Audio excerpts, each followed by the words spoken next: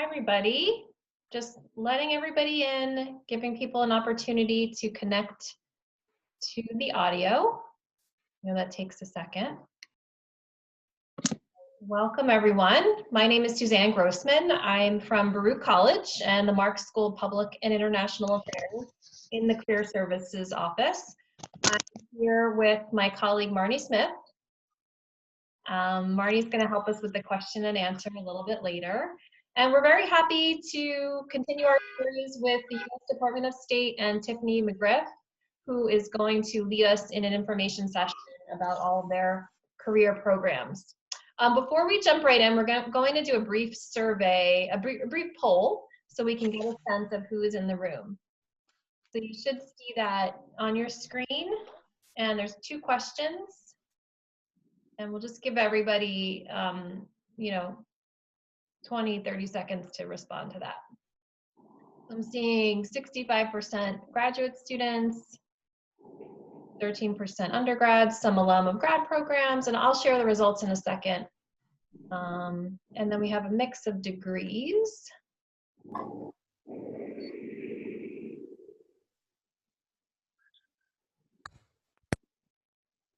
Okay.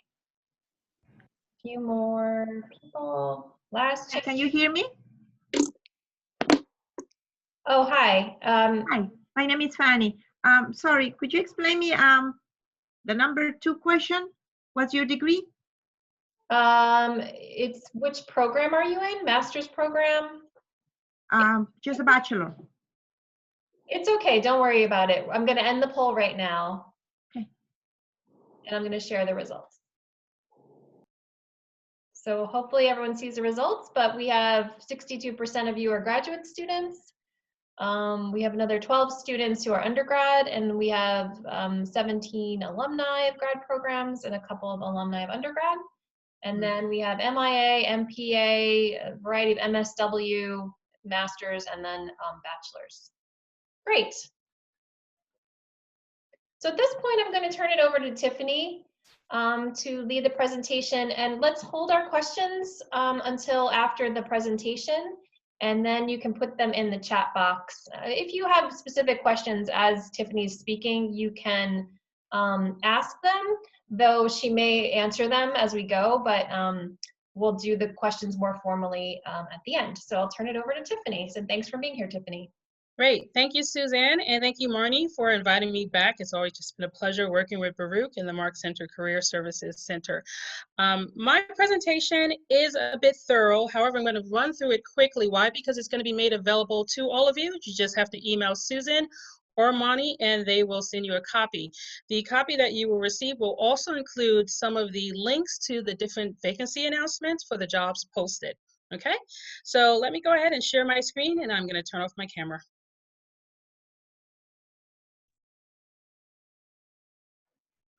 Can everyone see this well?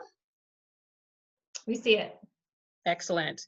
And so I just like to highlight that I'm not going to delve into civil service opportunities during this presentation. However, I'm happy to answer some questions during the Q&A about the civil service, if you have any. Additionally, I am the diplomat in residence for the New York Metro region. So I cover New York, New Jersey, and Pennsylvania. My contact information is at the bottom of this slide and most of the slides that you will see today. So if you have any follow-up questions, please do not hesitate to reach out to me. I'm happy to set up a separate Zoom discussion with you or to send you some information via email. The registration link for today's event is posted here. It will appear on multiple slides as well. This is your opportunity to be added to our talent acquisition database so that you can receive email updates based on your preferences regarding job opportunities and student-focused programs. So, the U.S. Department of State. As the lead U.S. Foreign Affairs agency, the U.S. Department of State represents the United States at more than 270 diplomatic locations around the world, including embassies, consulates, and missions to international organizations. The State Department provides information and services for U.S. citizens traveling abroad, to include passport issuance, and issues visas to foreigners who wish to visit the United States. The department is responsible for selecting and hiring employees who accomplish America's mission of diplomacy diplomacy at home and around the world, including Foreign Service officers, generalists, Foreign Service specialists, and civil service professionals. For those pursuing university degrees and professionals who are interested in an executive development program in public service, the department offers a number of programs to include internships and fellowships. The numbers that you see posted on the screen before you is from the third quarter 2019.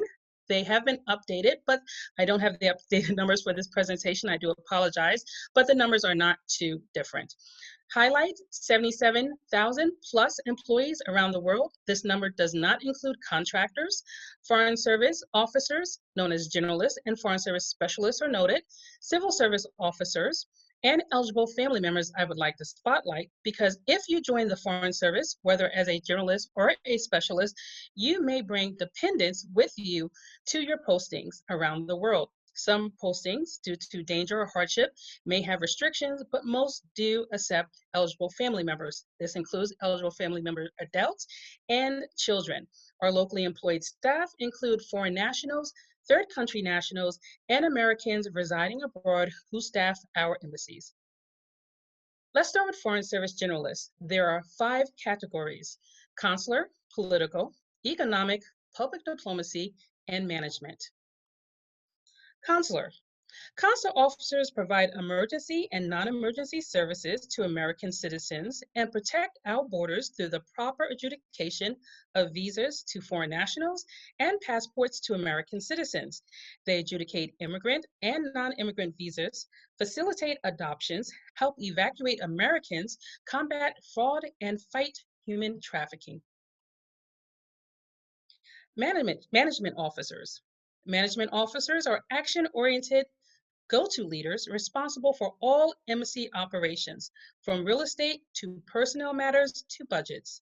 Management officers develop on-target solutions in fast-paced and mission-critical situations and have multidisciplinary responsibilities in complex situations. They manage multi-million real estate and other assets to include the construction of new embassies and consulate facilities and the housing for U.S. diplomats abroad. They also promote leadership and professional development of staff. Economic officers. Economic officers build and maintain positive economic and trade relations between the U.S. and other countries. While having an economics background is useful, it is not required. They focus on developing relationships with important economic figures, including those in the business community, the government, and opposition, non-governmental organizations, academia, and multilateral organizations. They promote U.S. economic and commercial interests in the form of foreign direct investment. Their reporting and analysis on economic conditions and trends in the host country influence U.S. policy formulation and implementation. They receive extensive in-house training in economics, trade, commercial diplomacy, energy, and environmental issues. They influence and impact economic and trade policy as they help unravel the complexities of a global economy. Political officers. Political officers are negotiators who interpret host country politics and advise on international issues. They keep a trained eye on the political climate in the host country and decipher events as they relate to U.S. interests, negotiations, and policies, often working behind the scenes to analyze and report on local issues and events. They have in-depth knowledge of local culture and history, helping policymakers in Washington, D.C. and elsewhere in the world to better understand events and tailor the U.S. message most effectively. Public diplomacy officers. Public diplomacy officers communicate with and through a variety of media to promote U.S. interests abroad, which may include explaining to foreign audiences how American history, values, and traditions shape U.S. foreign policy. They manage cultural and information programs and coordinate exchange programs to strengthen relationships that improve foreign insight into American society. They benefit from having a strong knowledge of local government and customs. Now, Foreign Service Specialists. One distinction I will highlight, while all Foreign Service Specialists do not require a specialized background, most do. The distinction between Foreign Service Generalists is that you can be a chemistry major and become an economist. You can be an anthropology major and become a consular officer. We hire you based on your skill sets, capabilities, and experience. However, if you do not already have the tradecraft training, we will provide it to you at our Foreign Service Institute or one of our other facilities around the world. This also includes language training. For Foreign Service Specialists, if you would like to work in most of these categories, you must have a specialized background, whether it's experience and or an academic degree. The 8 categories are administration, construction engineering, facility management, information technology, international information and English language programs, medical and health, office management, and law enforcement. First, let's start with the administration space. The categories include financial management officers, general services officers, and human resources officers. Financial management officers develop budgets and financial plans. They control obligations and expenditures. They prepare and audit payment vouchers. They administer payroll plans, and they approve salary and allowance payments and monitor cash operations for our U.S. missions abroad.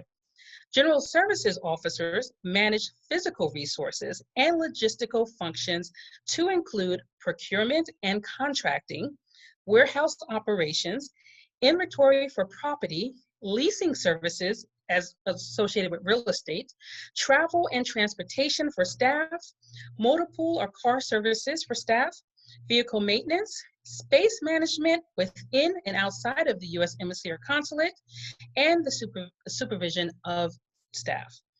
Human resources officers are responsible for the recruitment, the training and development of new employees and current employees, performance management of employees, employee relations, salary and benefits administration, employee policies and procedures, and position classification. The next specialist space is construction engineering.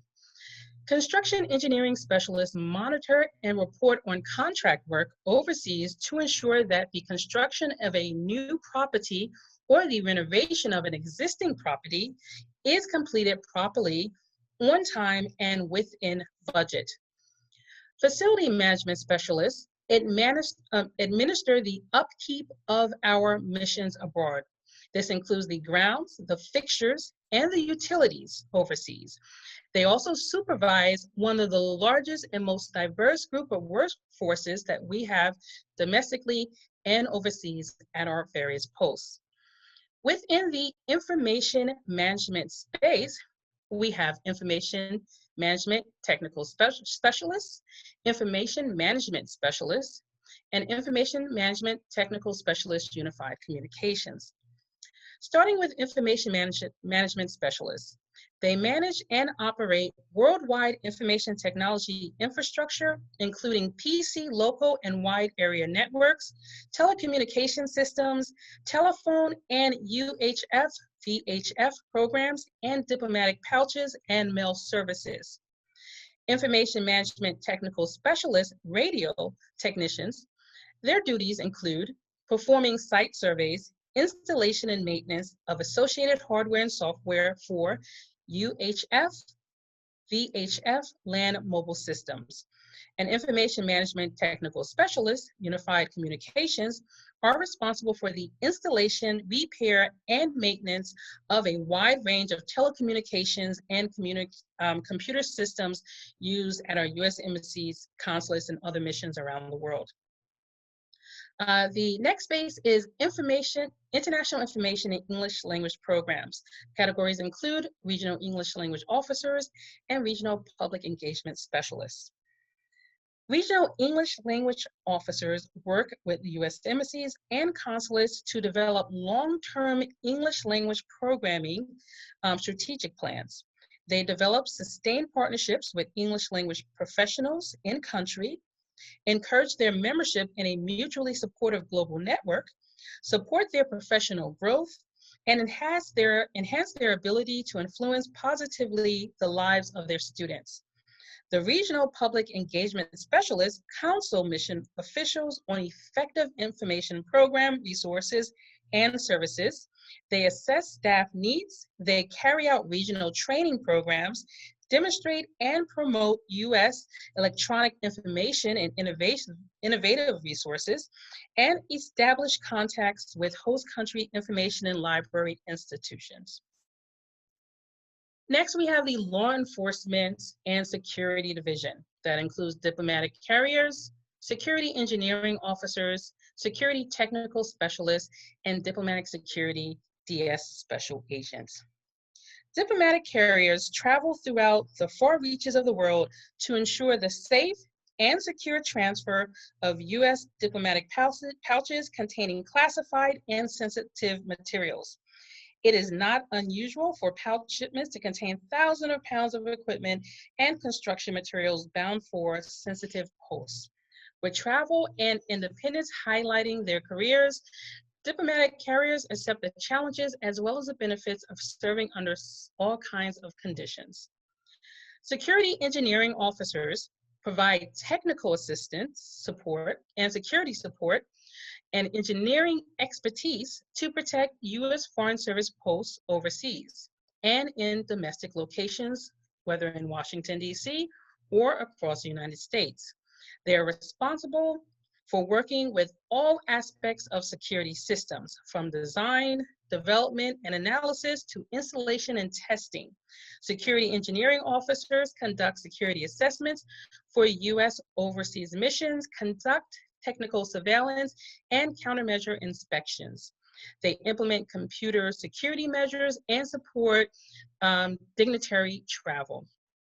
Security technical specialists provide support and assist in worldwide technical security programs, which provide protection for U.S. Department of State facilities and personnel from technical espionage, acts of terrorism, and crime.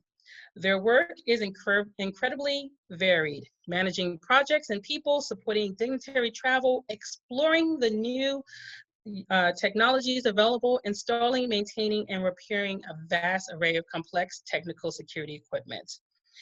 Lastly, DS special agents are sworn federal law enforcement officers and are specially trained Foreign Service security professionals. While serving overseas as a regional security officer, a DS special agent advises the U.S. ambassador on all security matters and manages a complex range of security programs designed to protect personnel, facilities, and information. DS special agents protect the U.S. Secretary of State and visiting foreign dignitaries, investigate passport and visa fraud, and conduct personnel security investigations. Lastly, we have the Office Management Specialist. Office Management Specialists include General Office Management, Conference and Visitor Support, and Administrative and Secretarial Support. A strong command of the English language, superior office management skills, and in-depth knowledge of office computer software are essential for this position. In the space of medical and health professionals, we have family nurse practitioners, physician assistants, regional medical laboratory scientists, and regional medical officers, and regional medical psychiatrists and psychologists. Our certified family nurse practitioners or physician assistants provide primary, acute, and emergency care to U.S. government employees and their eligible family members abroad. Medical providers spend about 80% of their careers abroad, generally in austere and remote countries, and relocate every 2 to 4 years. Medical providers receive AMA, PRA, Cat 1 credits each year through Department of State-sponsored CME programs. Regional medical laboratory scientists provide invaluable support to medical units for U.S. government and medical specialists, employees, and eligible family members. Responsibilities include managing laboratories at assisted or assigned posts in a given region, provide technical consulting and performance competency assessments, evaluate quality assurance, and implement health safety programs for laboratories and host populations. Regional medical laboratory scientists receive continued education credits by attending national laboratory CME programs each year. Regional medical officers are board certified physicians. They provide primary medical, acute, and emergency care to U.S. government employees and their eligible family members abroad.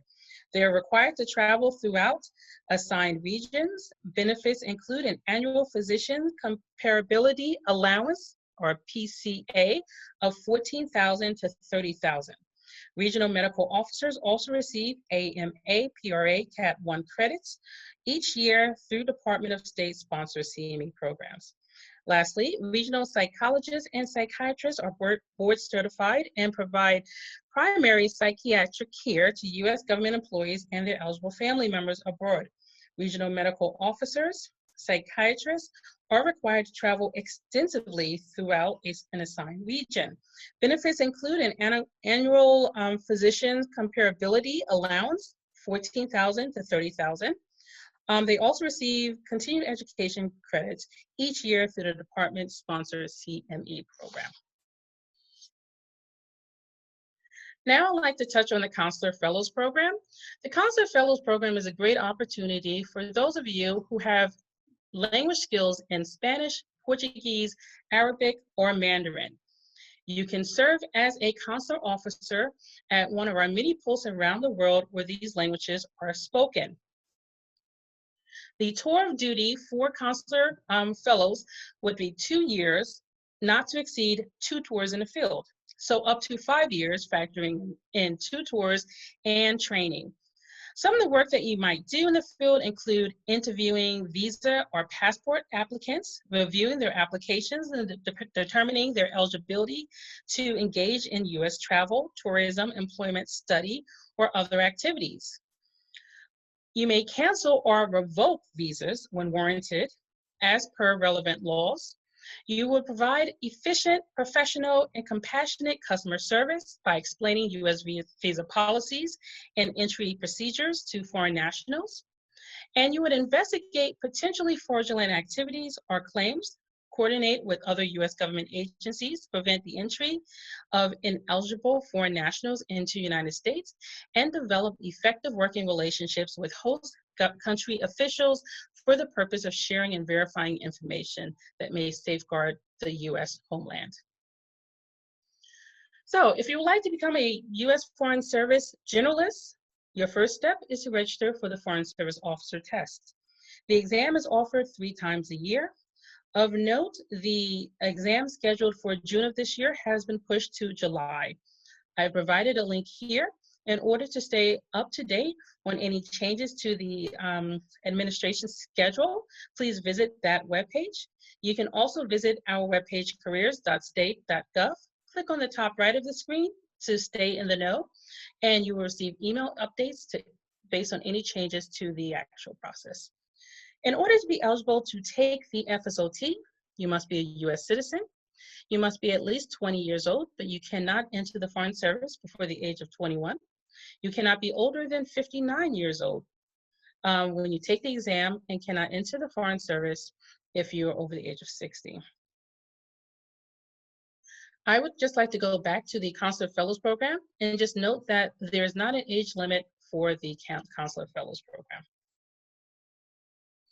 Now, I mentioned that Foreign Service officers, generalists, are hired based on their capabilities, and these are the dimensions that we're looking for. There are 13 for generalists and 12 for specialists. They all speak for themselves, so I won't delve into them, but it's great if you have a background in poli-sci, international relations, global studies, but it is not required. We will hire you based on demonstrated skill sets from a varied experiences. You're tested in a multi-step process, and if you require training in order to do your job, we will provide that training to you. In order to register for the Foreign Service Officer Test, you must submit what we call personal narratives. They are 6 short essays. We are looking for examples, diverse examples, of when you demonstrated strong leadership, interpersonal skills, communication skills, management skills, intellectual skills, and substantive knowledge. Tips to consider for the personal narratives: you should respond appropriately. You should draw attention to not only what you have done, but also how you did it and why it mattered. You should not make assumptions about the types of responses that the department is seeking. You should spend time developing and refining your personal narratives. And so you can reach out to someone like Marnie and Suzanne and ask them to give them a read before you submit them. And you should draft your personal narratives in a clear, concise, and complete manner. For the Foreign Service Officer test, I'm not going to go into the different sections because I know we have limited time, but I have provided a link here at the top. That link is important because we actually provide a guidance package, which is available for download as a PDF. The exam itself includes 4 sections: job knowledge, English expression, situation and judgment test, and an essay. After you successfully pass the FSOT and your personal narratives are graded and approved, you will be given a call if you have advanced, or an email you will receive if you have advanced to the oral assessment stage. The oral assessment is your opportunity to present yourself before our board of examiners and to highlight why is it that you want to join the Foreign Service, and to spotlight all of the skill sets and capabilities that you would bring to the job. Again, there is an oral assessment guide available for download. It's a great guide. It's quite comprehensive. You should visit the link. The exam includes 3 parts: a group exercise, a case management writing portion, which is about 90 minutes, and a structured interview. When you complete your day at the oral assessment, you will be advised whether or not you met our cutoff score of 5.25 on a scale of 7. If you make a 5.25 or greater, you will advance to the next stage. The next stage includes a medical clearance and a security clearance. They are run concurrently. I'm not going to delve into all the details on this page because this link here is great and there's a lot of material there for you, but I would like to highlight that the Foreign Service Officer, not so much the dependents, the Foreign Service Officer must be able to acquire a Class 1 clearance. Dependents may have Class 2 or Class 5, which will impact postings where your dependents can join you or cannot. Security clearances, like I say, run concurrent to the medical clearances, and they are conducted by the Diplomatic Security Service. The Diplomatic Security Service is looking at your stability, trustworthiness, reliability, discretion, character, honesty, judgment, and unquestionable loyalty to the U.S. Diplomatic Security has prepared a really great page, which is listed here, provides details on the background investigation process step by step, as well as contact information should you have any questions.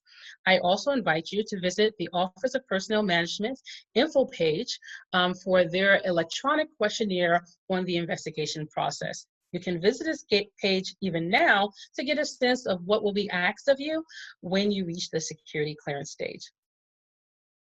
After Diplomatic Security has completed its investigation and the medical division has rendered its decision, your file will go before what we call a suitability review panel. This will be a whole of person review. They're looking at, the reports that have come to them, as well as your progress and all the files you submitted throughout the selection process. They're going to make a decision on whether or not you are suitable for employment with the Foreign Service. Lastly, after the suitability review panel renders a decision, if they say, yes, this person is suitable for the Foreign Service, you will be added to one of 5 registers if you are applying for a generalist job, or one of 8 if you are applying for a specialist job. Your placement on the register will be dictated by your score on the oral assessment. Again, 5.25 to pass the cutoff point, but you want to aim as high as possible. And if you can get a 7, that is great. There are other opportunities that you can add what we call bump-up points to your register ranking. If you are a military veteran, there's an opportunity for a 5-point standing or a 10-point standing additional points. And if you speak a world language or hard language with fluency, you can actually receive bump up points from 0.17 to as high as 0.38. Please visit this link here to learn more about the testing for languages. Now I'm going to jump over to student programs and fellowships. If you are an undergrad, you might be interested in the Internship Experience Program and the Internship Temporary Experience Program. These are both what we would consider work-study opportunities. You are appointed to permanent accepted service for IEP, and you would work seasonally if you are with the ITEP. More information on the Pathways programs is available here. For those of you who are about to graduate, whether you are an undergrad or a graduate student, you should consider our recent graduate program opportunities. As soon as you receive your degree, you will have 2 years to compete for a number of opportunities that are one-year entry-level jobs. Okay, these are not posted on a particular schedule. And so you do need to register with us to receive email updates. But when they are posted, they will provide a short time frame for which they will accept applications. Please be advised that these are quite popular programs.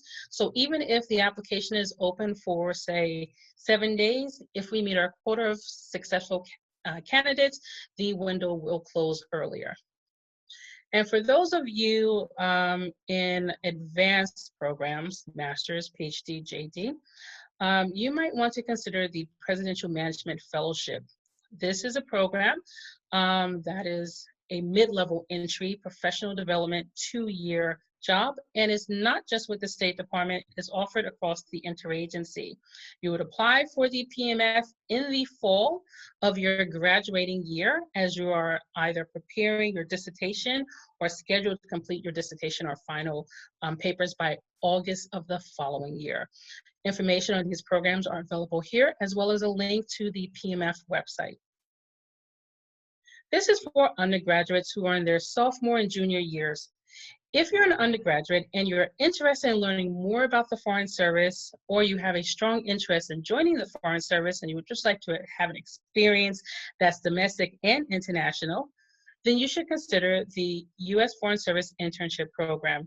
It is merit-based and it is need-based. It is a 2-part summer internship program. After you receive the internship, your first summer will be in Washington, D.C. You will spend 10 weeks in Washington, 3 of which will be spent at our Foreign Service Institute, where you will actually take classes in diplomatic history, department drafting, and professional development.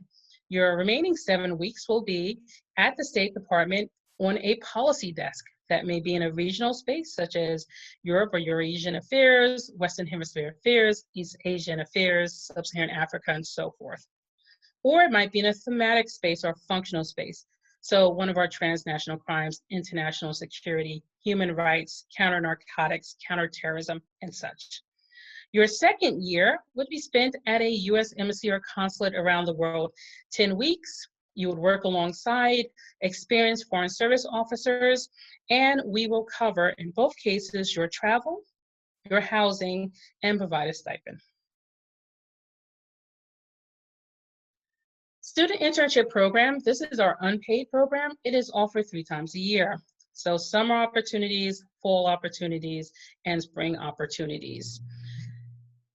If you visit the below links here, you'll learn more about the actual opportunities.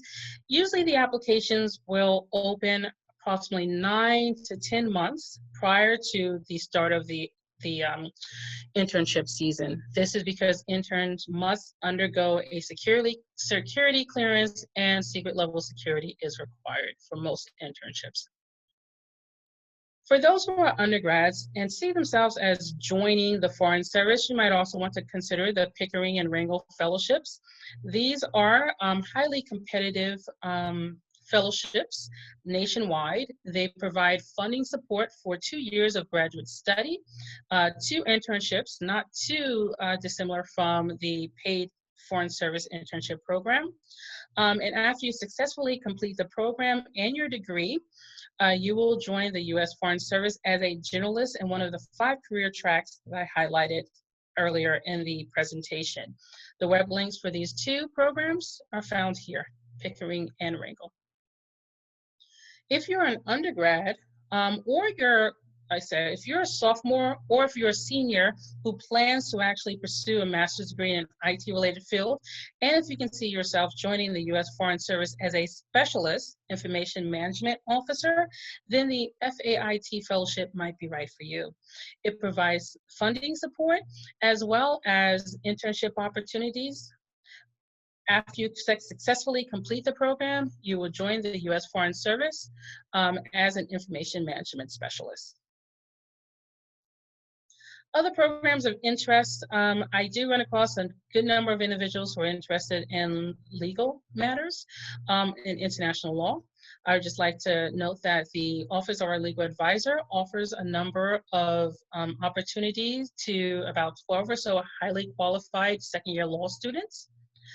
For those who are in undergrad, you can also look into the Council of American Ambassadors program, as well as the Pamela Harrisman Foreign Service Fellowship. And one thing I would really like to flag, considering that we're all working in virtual spaces at the moment, you might want to consider the Virtual Student Federal Service. You can be an undergraduate or a graduate student. You just have to be matriculated. Here's your opportunity to work with a regional office or a functional or thematic office at the U.S. Department of State, and possibly with a U.S. embassy or consulate from abroad. You will commit approximately 10 hours per week working with that office from a distance, and you will compete for what are considered special projects as identified by those offices. The VSFS program application window will launch in July. It will run from July 1st until July 31st, and you must be prepared to start your e-internship in September, and it will complete in approximately May of next year. So that is my presentation. I know I ran through a lot of material, but it will be made available to all of you upon request. Just reach out to Suzanne and reach out to Marnie. And the presentation that you will receive will actually include many more links than I have provided in this actual presentation here. So I will now hand it over to Marnie and Suzanne. Okay, awesome. Thank you so much, Tiffany. That was a wonderful, very comprehensive presentation. I know you covered a lot. I wanted to open it up to student and alumni questions. So if folks have questions, I encourage you to put them into the chat, and then I will read them for Tiffany. And I actually have a question for Tiffany right off the bat, which is, so Tiffany, I'm gonna put in the chat the registration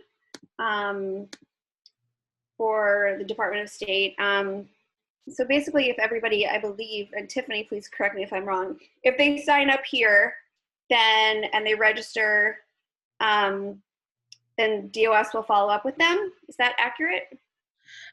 There are a number of sites or links that you can use to register.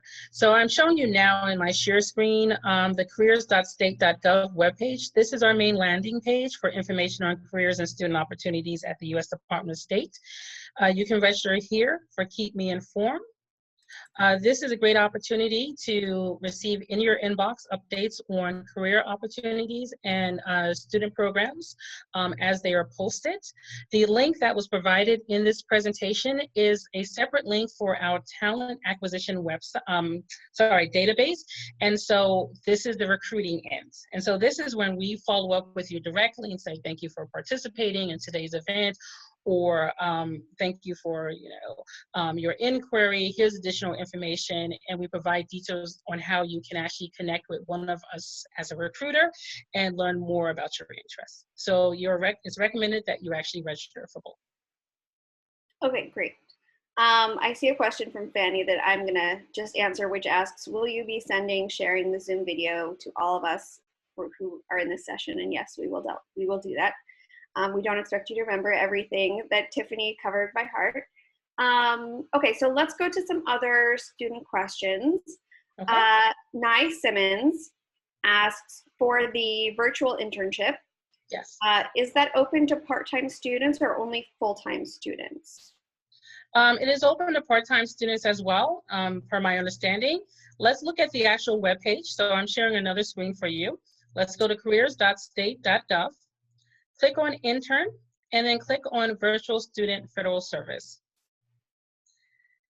This should provide information about the program here, and it also provides an email address. It is my understanding that it's open to undergraduate, graduate, and professional students who are matriculated full-time and part-time. Okay, great. And let's see, Elizabeth asks, first she says, thank you for the presentation. Thank you. And I do believe that everything, all the opportunities are for US students, but just to clarify for anyone who's not sure, are there any opportunities for international students or non-US citizens in the State Department? There are opportunities. On my first slide, you saw that I noted locally employed staff. They were actually the largest percentage of our core staff, and those are individuals who staff U.S. embassies, consulates, and foreign missions abroad. And so if you are outside of the United States, you can visit the website for the respective U.S. embassy or consulate in your region. Click on the links Jobs at the Embassy or Jobs at the Consulate. You will be required to register for what they call an ERA system. And so this is just a kind of application system like Monster, for example. And you would apply directly to that U.S. Embassy or Consulate. Now, for individuals who are in the United States but who do not have U.S. citizenship, there are some other programs that you might want to consider. They are part of the exchange programs. And so when you visit exchanges.state.gov, you want to click on non-US citizen. There are hundreds of opportunities listed here. Some of these opportunities, I suspect, are for individuals who are outside of the United States, who are interested in coming to the United States or working or studying in one space or another, but I can't verify all of this. So I just recommend that you visit the page, conduct a search, and see what's out there that could appeal to your interests. Okay, that sounds great. Thank you. So we have a question from Luis Marin, who says, thank you for the excellent presentation. Is there a link where we can find more information about obtaining security clearance? Yes. On the presentation that I showed, there was a link to the diplomatic securities information page. I can just go ahead and take you there. So if you go to www.state.gov, do a search, click on security clearance, and it will be the first link that appears at the top. It is a page that is managed by the Bureau of Diplomatic Security, and it's a pretty nice comprehensive rundown of the background investigation process, step by step by step, the guidelines that they're utilizing to determine your eligibility and different kind of forms of security clearances. I also on the main page provided, my main presentation provided a link to OPM, which is the Office of Personnel Management, and you can visit their webpage and search background investigations, and it will crawl because you have Tiffany's internet at home. But when it finally does come up, it will show you the questionnaire that is used. When you apply for security clearance, you're going to enter your information through a portal, which is called eQuip. And so OPM actually has some great information on how to navigate through eQuip. But additionally, you can find the old forms that we actually used to like print out and fill out by hand and submit. And so it's worth visiting it earlier, looking at those forms so that you can start to compile the information that would likely be needed during your security investigation. So this will come up one day, just know it will. The link is on the PowerPoint presentation as well. Okay, thanks, Tiffany. No problem. So we've got a question from Samantha Franklin, who asks, I'm curious what inspired Tiffany to join the Foreign Service and what she has felt have been the greatest benefits and challenges. Oh, great. Thank you for the question. I was actually recruited by a resident ambassador and a diplomat in residence at on my campus. And so I did not know about the Foreign Service or much about the activities of the U.S. Department of State. So I am a walking example of what the DI program is committed to. As in experiences that I've truly enjoyed, just traveling the world. I'm a Foreign Service officer, so every 1 to 3 years, I get to pack up and relocate to another part of the world and just try different, working and living in a different culture. You just meet truly fascinating people. The challenges, of course, that the world has its challenges. And sometimes you're in places where there's a war, or it's in a war phase, I should say. And so there are challenges in that particular space. There can be quite challenging portfolios that you might work on. And so I've worked mostly in sub-Saharan Africa. And so, developing countries and countries in democratic transition, opposition politics, and those human rights in those particular spaces. And so some of those portfolios can be challenging at times. Great. Okay, next question is from Kate Santos. How long is the hiring process for a Foreign Service officer, and are there any materials you can recommend to prepare for the exam? Definitely. Okay, so to become a Foreign Service officer, the time frame that I can say that we've been using as DIRs during at least my tenure is that it can take between 1 year to 2 years from successfully completing the Foreign Service officer test to actually joining a new class. Of course, each case is different, and so the experiences as well of prospects and candidates will be different. Now, as in sources, I'm going to take you back to, let me minimize that. I'm going to take you back to the careers.state.gov webpage, which is our main landing page. So if you click on work, okay, and scroll down to the left under Worldwide Foreign Service, click on suggested reading. And so this first list here is a great starting point for you. A number of books, articles, other periodicals that you can consider reviewing, just to give you a sense of, what kind of materials you'll need to be well versed in to perform well on the Foreign Service Officer test. Additionally, I will take you to the American Foreign Service Association's webpage. And if you click here and you type in reading list, and everything really does seem to be crawling for me right now. Okay, here we go. I recommend that you visit this list here, Foreign Service Reading List and State Department Recommended Reading. There's also the ASFA reading list. And so I think these are great starting points for you. Additionally, I recommend that you download our Careers app. It's available for Androids and Apple devices. There is a section on the app whereby you can test yourself in all of the kind of thematic spaces as related to the exam. And so depending on how you perform on the test, you can break it up in parts. You don't have to sit and do it for like 3 whole hours. But depending on how you perform, it should give you a better sense on whether or not there's a particular area that you should develop or improve your knowledge base in. Okay, great. And okay, next question is from Anya Guberman, who also says, thank you for the presentation. If we don't pass the test the first time, can we retake it? And also, I'm going to add a question onto that, which is, can you tell us how often you can take it if you can retake it? Yes, ma'am. Yes, if you are unsuccessful during your first attempt, you're not alone, okay? And so you can retake the exam. You can retake it 12 months after you first take it. So the exam is issued in February, June, and October. So let's say you take it in October. If you are unsuccessful, you can then take it the following October. And you can take it as many times as you like. Okay, excellent.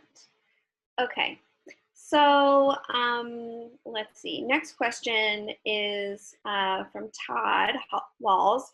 So he didn't see any opportunities mentioned regarding social workers. What type of opportunities are available for social workers in the State Department? Sure. So let's go back to the careers.state.gov web page, our landing page for careers. Click on work, and let's go down to where it says limited non-career appointments, LNAs. Okay. And so these limited non-career appointments are posted based on, of course, need. And right now we're actually accepting social workers. So go to this particular link. We're looking for registered nurses. We're looking for social workers. We're not looking for PEP or medical specialist protective at this particular point. Click on learn more, and you'll be taken to the web page that provides additional information on the actual position, working conditions, special considerations, so on and so forth. So we're hiring right now. Look at that page, see if you qualify. If you do, apply. Okay, amazing, awesome. Question from Alexandra Cajo. Does the Foreign Service encourage diversity and include diversity in their hiring process? Alexandra is especially asking in regards to Black women. Great. I highlighted the Pickering and Rango program, which are two of our flagship Foreign Service recruitment programs, and they are committed to diversifying the State Department along ethnic lines, racial lines, gender, geographic lines, socioeconomic lines. I am the recipient of a Pickering Fellowship. I received it 20 years ago. Yeah, goodness, it's been 20 years. 20 years ago. And so I can definitely kind of attest to how important these initiatives are, and they do exist. If you're interested in learning more about just diversity and inclusion at the State Department, I recommend that you visit our careers.state.gov webpage and visit the first tab, which is Learn, down arrow to Affinity Groups.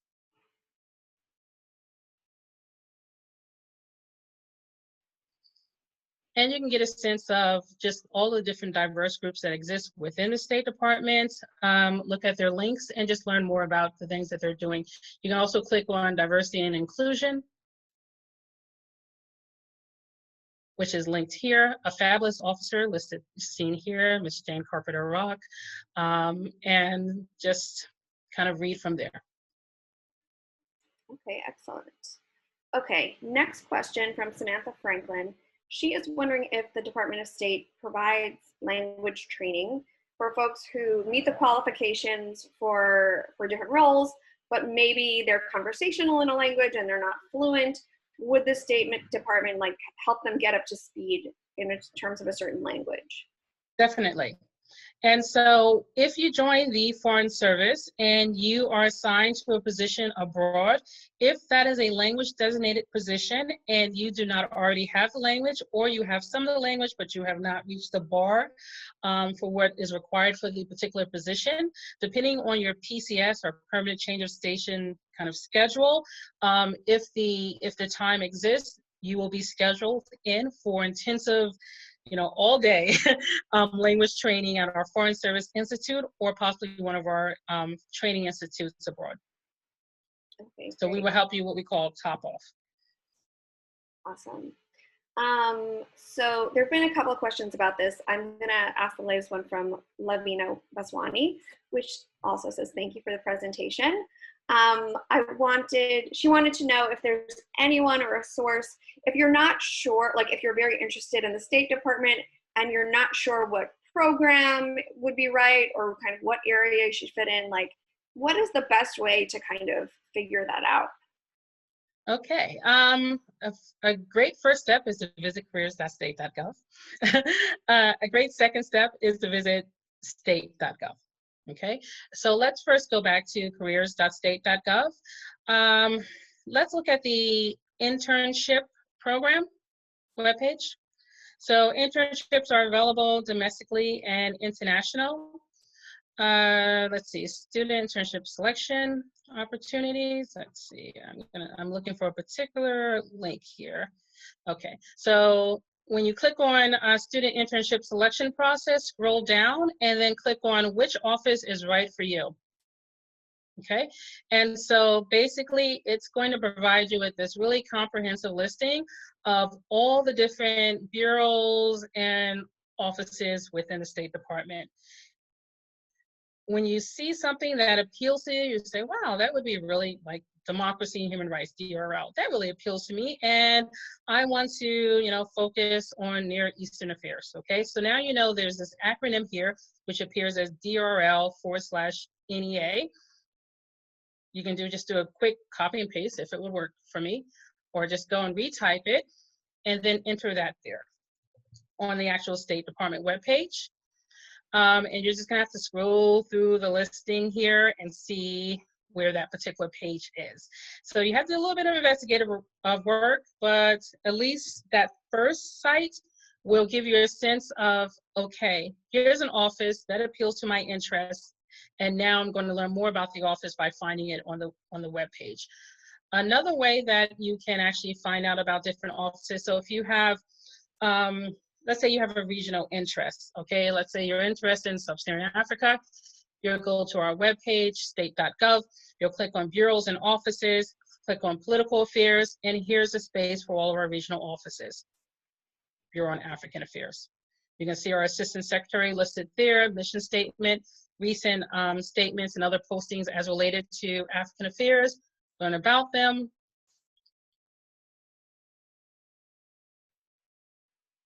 Key topics. And so for you, I mean, you're just gonna have to spend some time and delve into this. The breadcrumbs will go quite far. So save the links that you really like.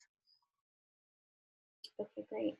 And I'm going to combine a question from Catherine, Dita, and another question. People have questions about traveling. So one question is, how often do you get placed in a different location? And if you wanted to stay in one place, could you do that, or it really depends on the role? Okay, so the first part of the question, as a Foreign Service officer, you know, basically you should be prepared to live and work abroad. Our, I would say our postings or our tours usually are 1 to 3 years. And so every 1 to 3 years, depending on where you're assigned, you should be prepared to pack up and go to a new place. That is a part of the Foreign Service. There are cases when people actually do extend, they are evaluated or considered on a case-by-case basis. And so, you know, some of the examples that I've seen, you know, a family is at a post, their, you know, teenage daughter is in her junior year, and they would like for her to finish her senior year at the same international school as opposed to, you know, relocating her somewhere else to, you know, start her senior year. And so concessions are made. We are, you know, looking for opportunity to keep families together, but we also have to get, you know, the job done. So case by case, and know that those opportunities exist. If you really want to work on foreign policy issues, but you just don't want to relocate, then you should consider the civil service, which is an excellent corps of officers, over 10,000, primarily based in Washington, D.C. However, there are locations where civil service officers work all around the United States. And you can find out more about the civil service by visiting careers.state.gov, clicking on work, and then clicking on domestic civil service. Of note, some civil service officers travel a bit. It all depends on your portfolio. Their home base is in the United States, but they might do TDYs or temporary tours of duty, and might travel a lot, depending on the portfolio. Okay, great. So Tiffany, we have a million more questions, but I want to be respectful of everybody's time. I think you mentioned there was an email address that for Diplomat and residents, people could potentially send follow-up questions. Can you remind us what that is? Sure. It's DIR New York Metro @state.gov.